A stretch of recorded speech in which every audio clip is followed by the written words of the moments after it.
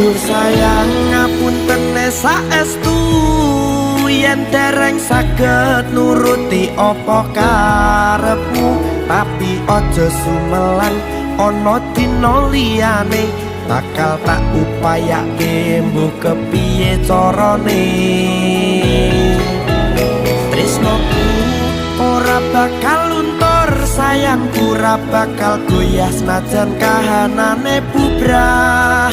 Aku bakal setia, ora mungkin mendua. Matur suwun sampun ana ngancani neng saben dina.